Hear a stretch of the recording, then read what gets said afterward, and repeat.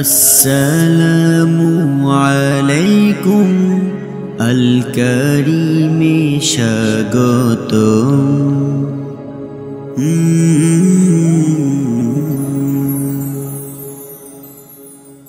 আহলুস সুন্নাত ওয়াল জামাতের আকীদার বিশ্বাস, হযরত আবু বকর সিদ্দিক রাদিয়াল্লাহু তাআলা আনহুর খেলাফত যখন শুরু, ওই সময় বড় বড় কয়েকটা ফিতনা দেখা দিয়েছিল।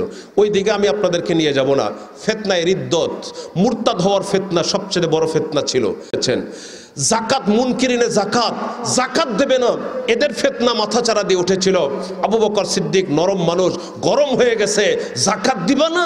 আল্লাহ রাসূলের জামানায় যদি একটা সুতো জাকাত দিয়েছিল আর এখন এসে অস্বীকার করবা, নো, এটা কখনোই হতে পারে না, অসম্ভব। আয়ানকুসুদ্দিন ওয়া আনা হাই, দিন ধ্বংস হবে, আমি আবু বকর জীবিত থাকবো, এটা মেনে নিতে পারি না। রাসূলের জামানায় জাকাত দিয়েছো, আজকেও দিতে হবে, একটা সুতা পর্যন্ত যদি অস্বীকার করো, আমি আবু বকর মেনে নিতে পারবো না। তাদের বিরুদ্ধে কিন্তু যুদ্ধ করে তাদেরকে শায়েস্তা করেছেন।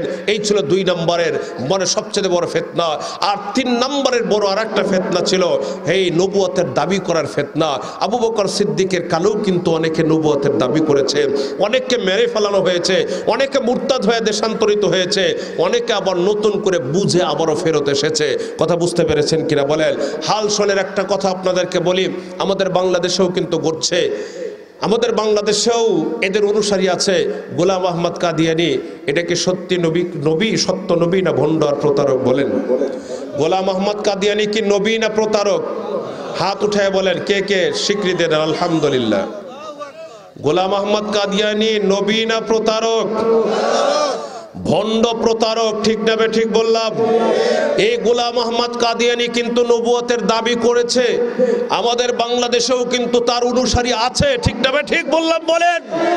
আহমদিয়া মুসলিম জামাতের ব্যাপারে ক্লিয়ার কথা, ঈমান নিয়ে যদি কবরে যেতে চান, আহলুস সুন্নাত আহলে হকদের কথা স্পষ্ট করে আপনাদেরকে বলে দিলাম, গোলাম আহমদ কাদিয়ানি এবং তার অনুসারী যারা আছে, যারা তাকে নবী মানে, আবার আখিরি জামানার পয়গম্বর বিশ্ব নবীকে যারা আখিরি নবী মানে না, তারা সবাই কাফের, কাফের, কাফের। তারা কাফের হয়ে গেছে, তাদের সাথে আমাদের কোনো সম্পর্ক নাই। কথা বুঝছেন না বুঝেন নাই?